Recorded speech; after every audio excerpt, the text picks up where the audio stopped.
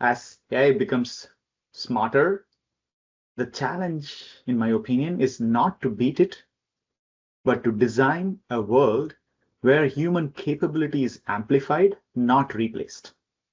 There are so many places that only humans can go where AI cannot ever go. AI will always outpace humans in pattern recognition, data analysis, speed, blah, blah, blah. But humans bring in judgment, empathy, ethics, moral reasoning. It's tough for AI to learn that. So AI will dominate where logic rules. Humans will dominate where meaning really matters.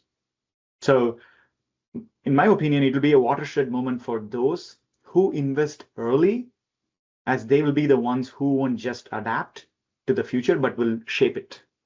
See, AI can never replace humans, but humans with AI will replace humans without AI.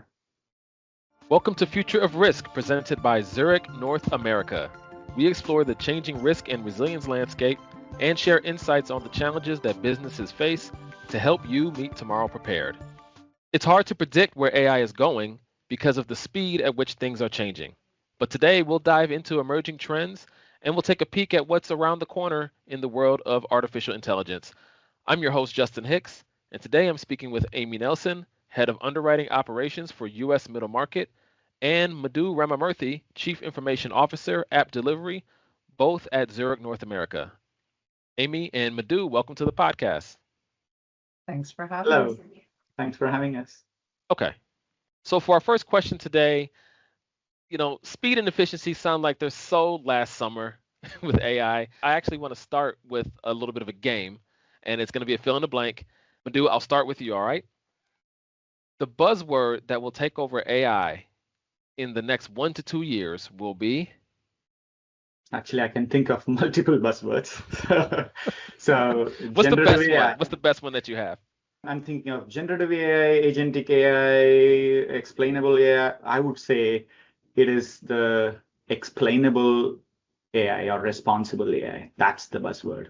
And I can also, if you let me add, I can say generative AI, hyper-personalized customer service is another thing that I think of, and then real-time risk assessment and pricing. Things are evolving at a lightning speed in the AI space.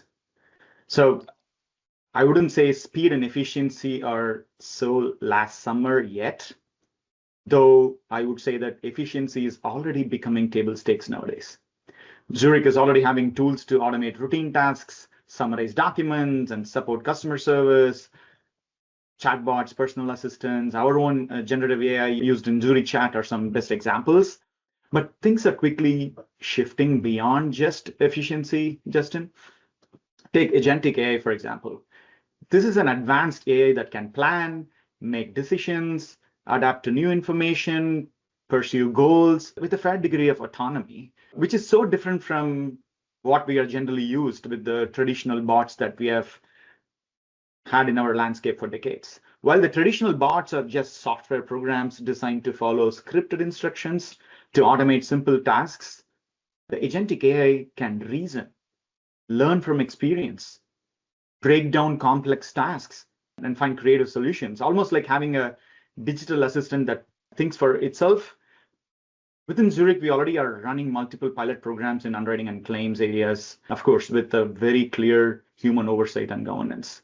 And then the other two things that I mentioned, one is on the real-time data-driven risk, and then a hyper-personalized customer experience. So those are, again, our big buzzwords nowadays. So the data-driven risk assessment, real-time, that's like for example, take a trucking fleet segment of our insurance business. In the commercial motor insurance, trucking fleet are generally considered as high risk and are always priced high. But an agentic AI can look at the real-time data of a particular trucking customer who may have telematics devices and driver safety programs, and the algorithm will come and recommend preferential terms and pricing for the particular customer. So it's a nuance that agentic AI can bring, which we may not have otherwise. So it need not be a one-size-fits-all. A human underwriter still makes the decision, but the agent offers nuanced insights so that we can price the risk more accurately. And then on the hyper-personalized customer experience, I feel like AI won't just answer questions. It'll anticipate and proactively advise customers' needs before even the customers know that they have those needs. Like I can remember Henry Ford, who apparently said, if I had gone and asked what my customers wanted, they would have asked for faster horses. But he instead went and built a car. That's what I see with AI. So the game was fill in the blank. I was looking for a one-word answer. Madhu, you gave me many words. Many words. That's okay. No, I'm just needling you a little bit, man. It's all good. That was a very detailed answer. Amy, I'm going to ask you the same question. And you can choose to answer like Madhu did, or you can take a different approach. The buzzword that will take over AI in the next 1 to 2 years will be. So I agree on the agentic side. I think that's something that's being talked about a lot. I think when we think about 1 to 2 years, which is a bit farther in the horizon, the thing that's a little bit difficult is the acceleration that we've seen even over the last year, I think is a bit greater than any of us expected. And so, just thinking forward 1 to 2 years, it's a bit like, we might not be talking about agentic in a year or two. We could be, exploring a whole different universe. But what I'm hearing, both from industry peers and others, even, within our organization, is a lot of discussion about scaling, right? And how are you identifying those solutions that are going to scale within your organization? For me, obviously, specifically focused on underwriting, and scaling obviously leads to, understanding your ROI and return on investment. I think, back to the early days of the internet and when everybody wanted to build a website and e-commerce, was hot, and things are sort of that new now.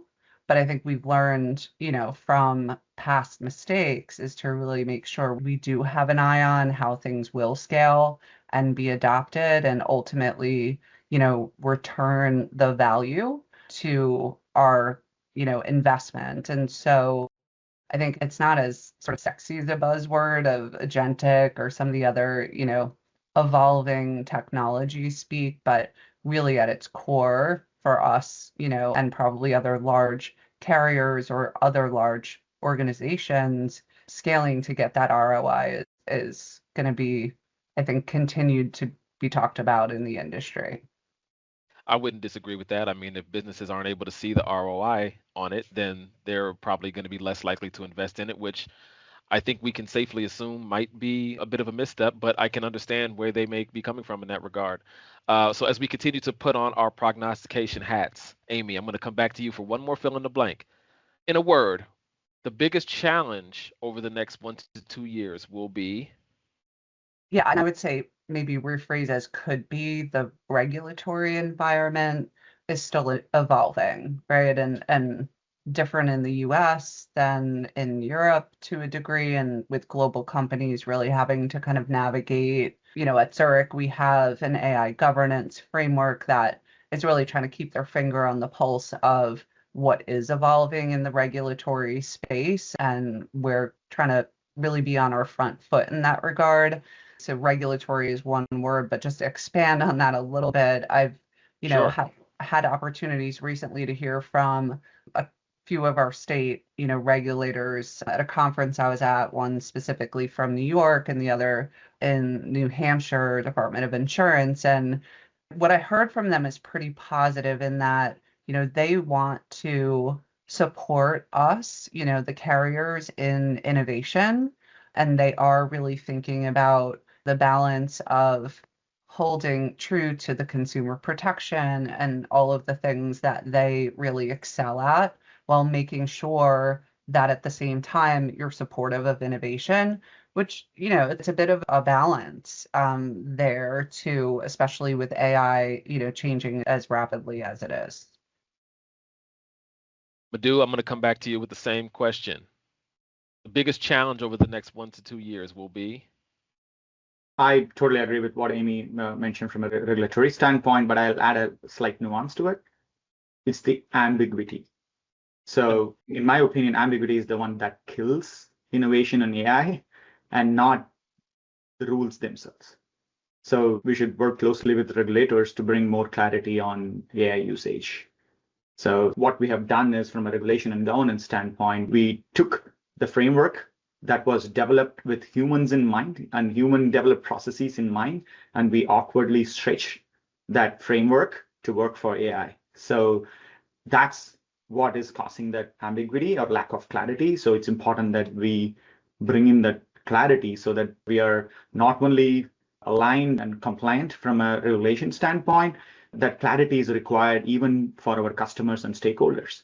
So we need to be in a position to explain with clarity on where we are using AI, how we are using AI, what decisions are AI making, and also to our own employees and underwriters and claims professionals on how are they going to use AI, and to emphasize that there will still be human oversight, which is absolutely important. So there should not be any ambiguity around when the human oversight comes in and when the AI comes in. So in short, ambiguity is what is going to be the biggest challenge, and it's important that we provide more clarity around that.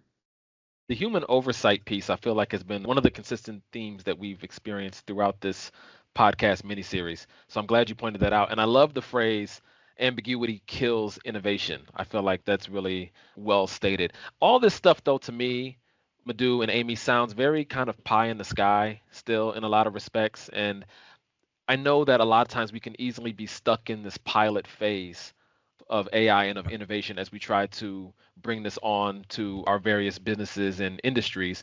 We had Barry Perkins join our most recent podcast within this miniseries, and he referenced death by 1,000 pilots as a phrase that I thought was kind of clever. You know, we don't know how to figure out or discern which pilots are the ones that we need to take and which course is what we need to take, and therefore we can kind of find ourselves getting into trouble. Are we seeing the real implementations and benefits, though, to this point, Amy? What would you say? Yeah, and like I said before, it's definitely a real thing. I have opportunities to speak with folks at other large carriers, and as soon as they hear me start to talk about broad scale implementations that we've had, I'll touch on, Sixfold a little bit, their ears sort of perk up and everybody's really like sort of hungry for insight into those use cases that were, super successful. So, we started our first really foray in the US middle market space into Gen AI specifically was with a vendor called Sixfold. And when you think about, for those of us really familiar with a middle market P&C underwriter and what they're tasked with, the volume of information that they have to absorb, digest, and read in order to get an understanding of the risk that we receive from a broker and that they're working towards potentially trying to get a quote out, they've got to understand a customer from multiple, points of view, whether it's looking at their property or workers' compensation or auto or general liability. In addition to that, they're also thinking about what industry is this insured in? Are they a manufacturer? Are they real estate?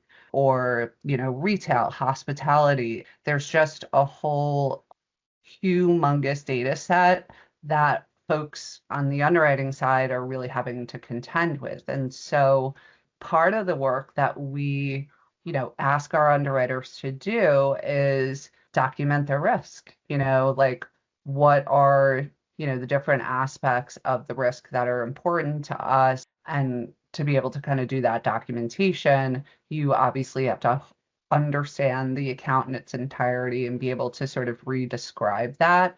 And so with Sixfold, really it's kind of taking all of the information in that we receive from the broker. And in addition to that, anything, if customer has a website, a summary about, what it says the customer does on its website. And so we've basically taken all of that information and provided the underwriters with what I would call like a Reader's Digest version of all of that information.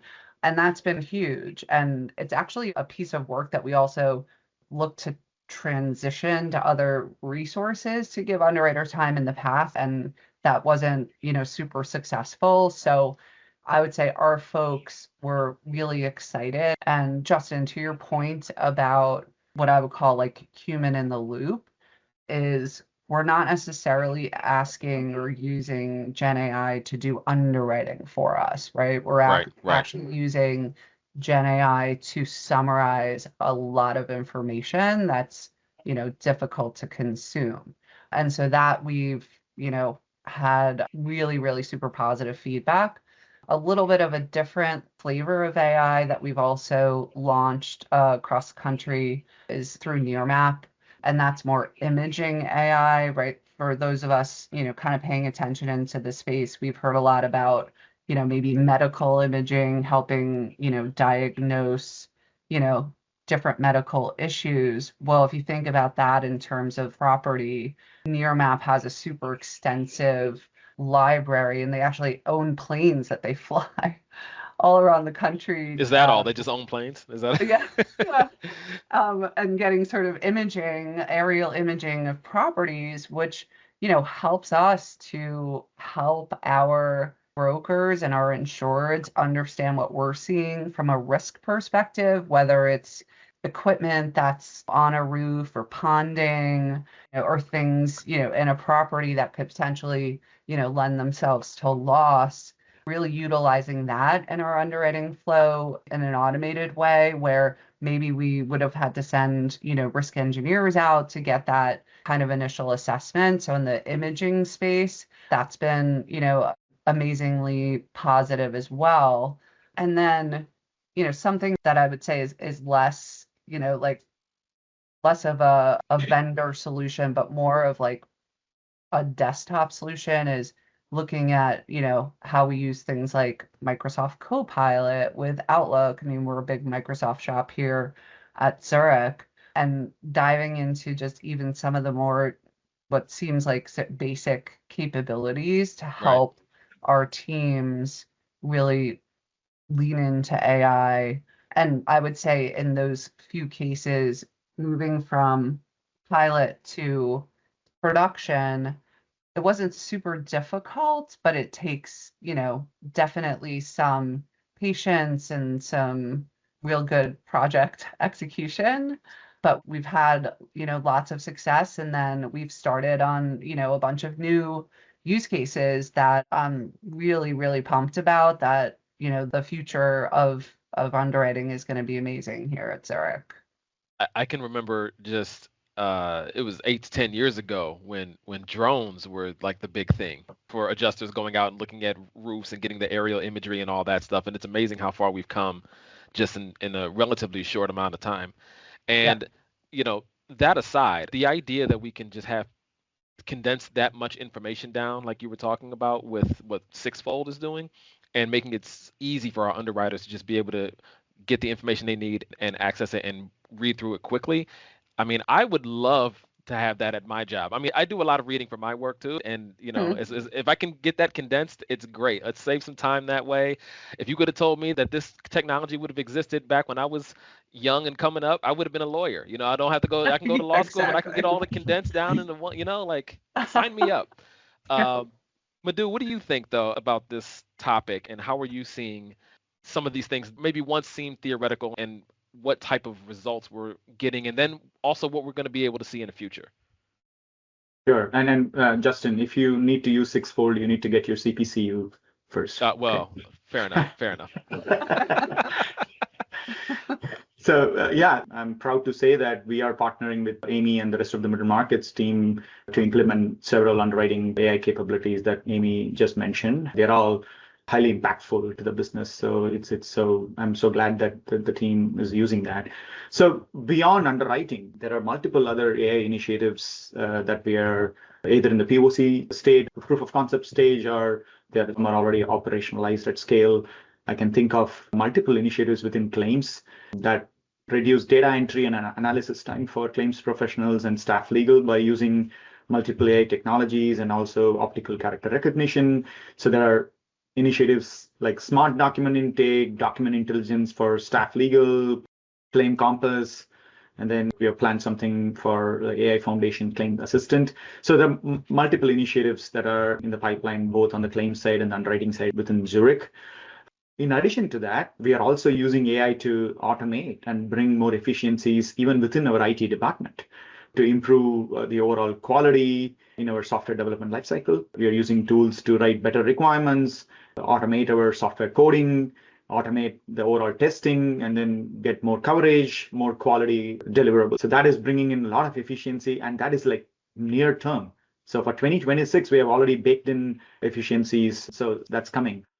So to summarize, we definitely are graduating from this POC purgatory or this whole pilot jail, I would call it, to operationalizing this at scale with many of the capabilities in, I would say, relatively low risk areas. As Amy mentioned, we are not having pricing and core underwriting. So we are more focusing on low risk areas, but low risk area doesn't mean low impact. So it's low risk, high impact. That's where we are focusing on. And we are very cautious about testing some of the POCs in a more controlled environment with really careful human oversight, especially when it comes to the area of risk assessment or underwriting or pricing. So there are multiple irons in the fire. Some are already operationalized at scale, and some we are still testing. No, I love what you said. Everything that is digital is kind of becoming AI enabled, and then we can communicate with those things using natural language conversations. It feels like that's a direction that we're headed. I want to ask, we've had some of our other guests in this mini series talk about speed, and you mentioned efficiency just a moment ago. I think maybe it shouldn't all be about speed, but speed is obviously kind of at the center of a lot of our conversations when it comes to AI and what it can do for business. What's one way you're seeing acceleration from AI, and what do you think this means for the future, Madhu? Good question. So from my vantage point, I see that there'll be a drastic reduction in the time taken to launch new products. End-to-end life cycle of a product development will tremendously shrink, leading to better speed to market. Not just the product work, it's also IT work. Everything, the timeline will shrink. In fact, at some point in the near future, there will be real-time product development. The products will evolve and adjust real-time based on the customer's needs. And advice will be hyper-personalized based on the context, behavioral, and real-time data. And also, much of AI's impact will also be behind the scenes, automating the middle and back office processes, reducing manual reviews, reconciling data. It won't be flashy, but it's where billions are tied up in friction today. So I see that both from a customer-facing standpoint, product offering standpoint, as well as behind the scenes in the mid-office, back office areas. You keep coming back to this point of personalized and having a personalized experience, and I think that that's remarkable, frankly. And I've even heard that we're going to get to the point we have like a personalized internet experience, or we'll have chat to work capabilities on demand in the workplace and things like that. And I don't know how far away we are from that, but I find all that to be fascinating. Would you agree, Amy? Yeah, I do. And, customer experience is really more, maybe on the claim side for us in commercial. There's, I think, tons of applicability when you dive into like the small business, almost like, direct or independent agent to consumer specifically, and, personalized policy writing experience. But, I think about acceleration in addition to, all of the things that Madhu shared. What I've even personally seen over the past year is the speed to market of building a model is exponentially accelerating, right? So where, in the past it could take quite a bit to build an LLM and construct your ground truth, and you needed really specialized skill sets. And we're seeing LLMs and some of the things that we're testing built in like days, and trained in days. And so, speed in terms of the technology evolving is certainly something that we're absolutely seeing.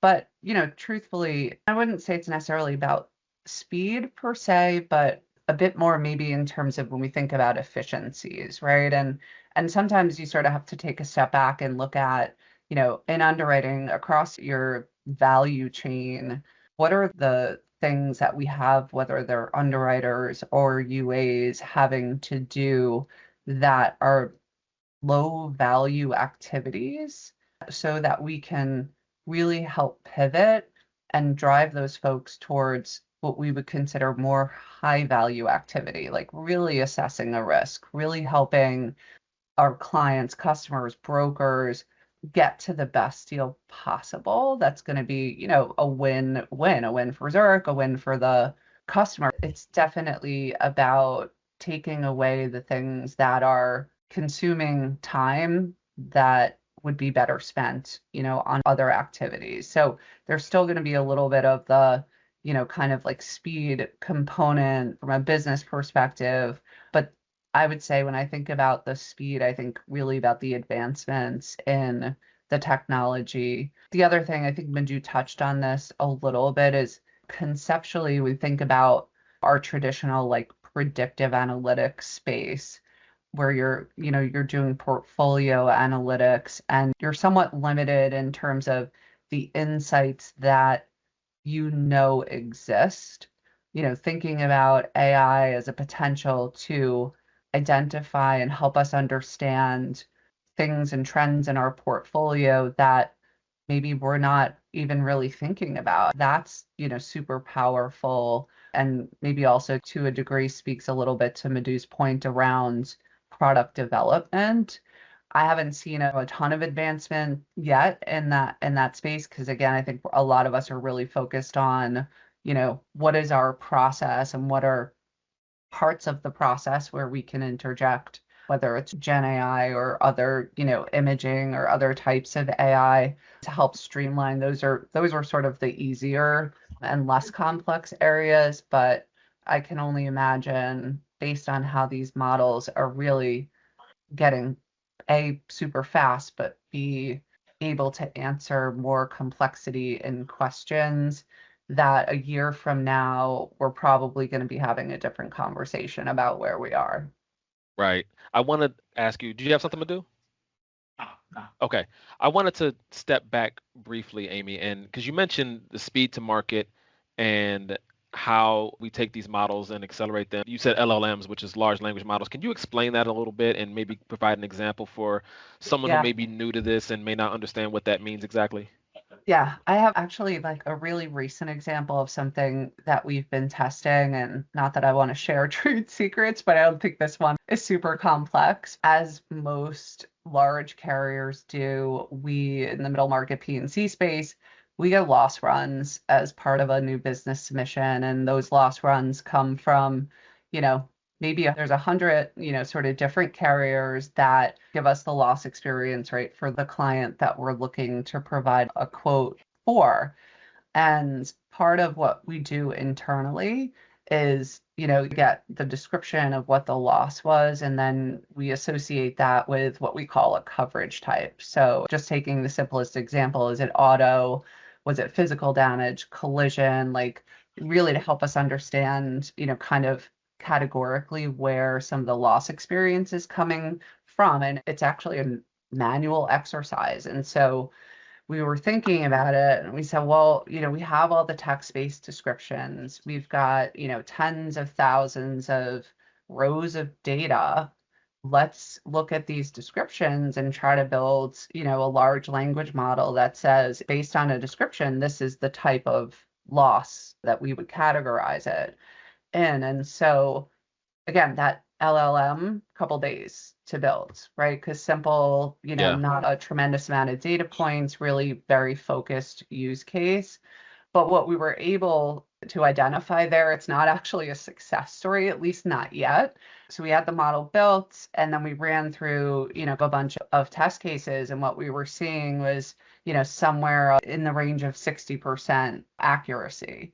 And so we were able to get to that point in a couple of weeks.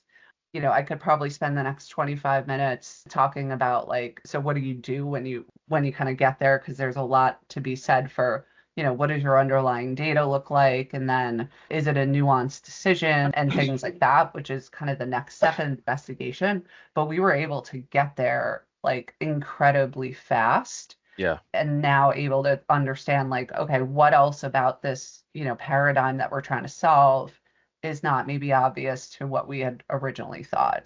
So given how quickly we're able to now get to these, answers, it really opens the door for a lot of exploratory work and a lot more things, that we're able to introduce in the space. So Gotcha.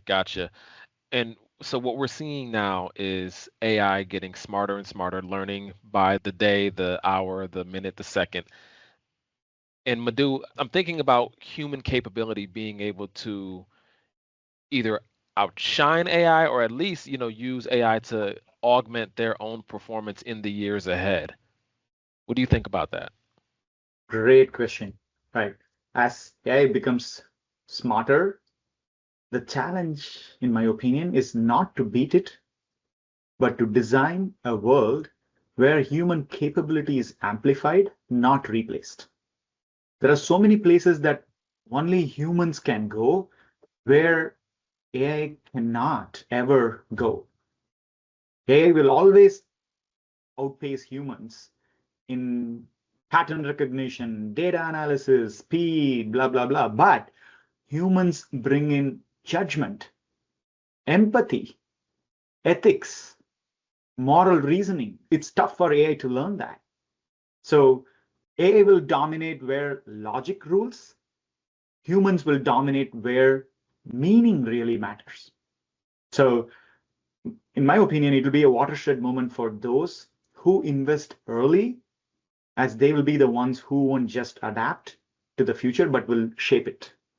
See, AI can never replace humans, but humans with AI will replace humans without AI. So adaptation is always key. AI is a tool. Humans decide how to use it. Skynet is coming. Skynet is coming, but we are well prepared to handle it. And what is Skynet for those who may not be aware? Sorry, I'm a big I grew up watching Terminator and how the Skynet, the AI world takes over the human world, Right. and the whole war between humans and AI. So that's sorry about the terminology. So we're not saying that war is coming. We're not saying that exactly. No, I was saying that we are prepared because it's not a war. It's not. It doesn't need to sound as bad as Skynet, but AI is here and now. Right. We need to adapt. We need to prepare. And it's really comes back to, I think, relationships, right? I mean, that's kind of what I know that our business in commercial insurance and just in insurance business in general, I mean, it's a relationship business, and people like to do business with people that they know and like and trust. Amy, what would you say then is how you see human capability working with AI into the future? I just absolutely recognize that we have heard, when we introduced Sixfold is, from underwriters, it's a real concern. Is this going to ultimately replace my job? And the job of an underwriter, I think about it in kind of maybe a couple different parts, but first and foremost, it's really a relationship business. Our underwriters are out in, the market meeting with brokers multiple times a week, right? And so what we're really trying to think about is like, that's a big part of the job, assessing risk and understanding and being able to meet our customers' needs as well is something that we want them to spend more time on, less time in, researching a company on the internet, less time in paging through, 20 to 30 pages of a submission, and really giving them the opportunity to spend time on the activities that are actually a bit more fun, right, in terms of their job. And so what we like to say, within my team and what we aim to do is just really take the rocks out of the backpacks and let them focus on, crafting the best deals, being out in the market, being visible. We don't really view a future, at least in the middle market P&C space, where an underwriting role becomes obsolete. We really look at this as an opportunity to drive increased satisfaction in the ecosystem that our folks are having to operate in. And so it's absolutely a real concern. And I think we just need to keep reiterating, for us what the strategy is. And it certainly is not in our, sights that AI ever really replaces humans. It's meant to, as Madhu said, augment your ability to do your job in a bit less painful way. I love how you mentioned visibility in the marketplace and that AI will enable us to be more visible because if it's truly about relationships, which I think we can all agree that it is, those relationships are only going to get enhanced through visibility. The visibility is enhanced by the technology, right? I want to conclude our discussion with this. The advice that you would give people who are maybe struggling to get out of pilot mode. Maybe you're stuck in pilot mode and you can't figure out how to break through or how to find the right AI tool that's going to supercharge your business or the way that you work.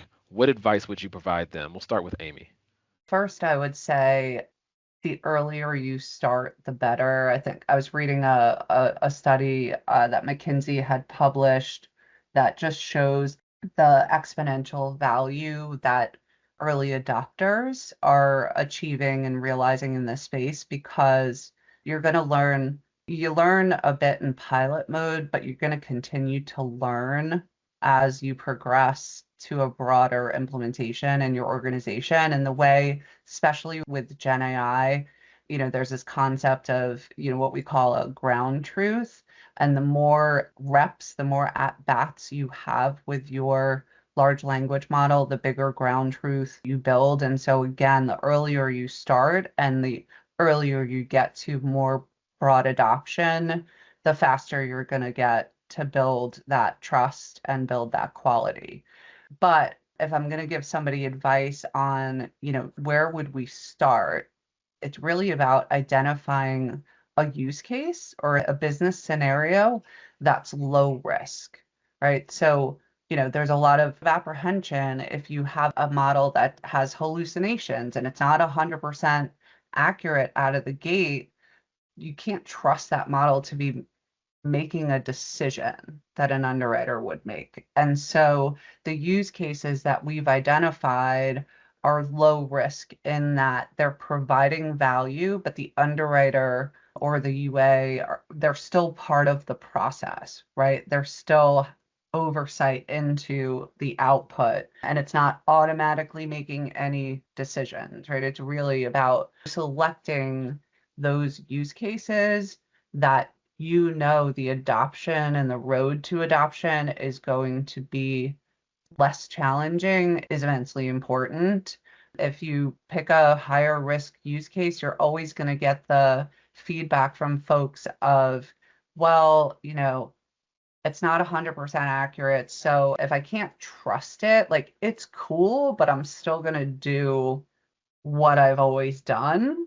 Again, and we talked earlier about, really leaning in to realize the value. It's starting with the use cases that are low risk, that have human oversight, that build your ground truth, build your accuracy, and then you have a model that's actually performing at the same potential level of accuracy as a human, and you can use that then for other parts of your business and lean into the more high risk use cases, but you have to start with lower risk. And as Madhu pointed out earlier, lower risk doesn't mean low impact, right? So they can Right. still be high impact use cases, but that still minimize risk. Madhu, how would you respond to that? If I'm looking to get out of pilot mode, if I'm stuck on autopilot, trying to get out of that, how would you So advise me? yeah, first to understand why we are in this pilot jail, we need to understand the reasons why we are in that, right? So I would say there are three main reasons for that. First, legacy systems. You cannot ask a flip phone to run TikTok. So try and sidestep and try and remove dependency with legacy systems when you are building AI capabilities. Because legacy systems it's like we are building a future with the organizational antibodies that are designed to kill it. So legacy systems not only resist AI, it murders AI. So it is important that we sidestep and then either use modern platforms to build or find ways to avoid the dependency on legacy systems. And then the second reason I would say is regulatory complexity. We already spoke about it. So getting more clarity around AI usage is extremely important. And then third one, last but not the least, is leadership buy-in. That's the key. There are several leaders who still are very skeptical and are in this perpetual wait for perfection, right? To Amy's point, right? It's not going to be, the models are going to be perfect to start with, right? It is important to realize that in the AI world, velocity compounds and perfection stagnates.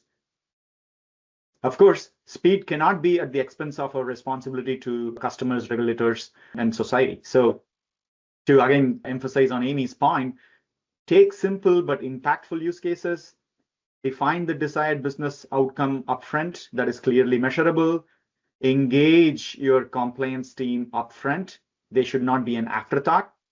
And then find a solution that is scalable and within the governance guardrails. Test them in a controlled environment, quickly learn, quickly fail, learn from that, and move on.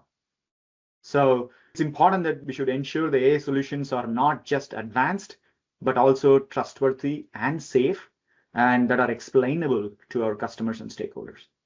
Man, you said a lot there. When I say that, that's a compliment. That was an excellent answer. Legacy systems, the regulatory pieces, and getting leadership buy-in. Jewels, man, you're dropping jewels on us right now, and not letting perfection be the enemy of good, right? Like, let's keep this thing progressing and let's keep moving forward. I want to thank you guys for joining us on the podcast today. Madhu Ramamurthy, Amy Nelsen, thank you so much for joining us. It was a fantastic conversation. We're recording this in October. A special salute to you, Amy, for October is National Women in AI Month. So thank you for helping push Zurich forward. You didn't even know that, did you? Yeah, I had that in the back pocket. I did not. Had that in the back. Yeah, I had that in the tuck. But I appreciate what you're doing for pushing Zurich forward in the world of AI. So thank you for that as well. And thank you guys both for joining the podcast today. Awesome. Thanks for having me. Thank you very much for the opportunity. Absolutely. And thank you all for listening to our deep dive mini-series on artificial intelligence. If you like the show, please leave a comment or a review wherever you get your favorite podcasts, or drop us a note at media@zurichna.com. This has been Future of Risk, presented by Zurich North America. Future of Risk, presented by Zurich North America. If you like the show, we'd appreciate it if you left a comment or review wherever you get your favorite podcasts. Let us know what you think at media@zurichna.com, and join us next week. The information in this audio recording was compiled from sources believed to be reliable for general information purposes and is intended for Zurich clients and business partners. The information contained here may be useful to you or your enterprise when developing your own policies and procedures. The policies and procedures applicable to your enterprise should take into account the specific circumstances of your business and business environment, which is beyond the capacity of this podcast. Any and all information provided is not intended to constitute advice of any nature and is specifically not legal advice, and accordingly, you should consult with your own legal counsel. We do not guarantee the accuracy of this information presented or any results, and further assume no liability in connection with this recording and the information provided therein. Moreover, Zurich reminds you that the information provided cannot be assumed to contain every acceptable safety and compliance procedure, or that additional procedures might not be appropriate under the circumstances. The subject matter of this recording is not tied to any specific insurance product, nor will adopting these policies and procedures ensure coverage under any insurance policy. We encourage listeners to seek additional information from credible sources. Thank you.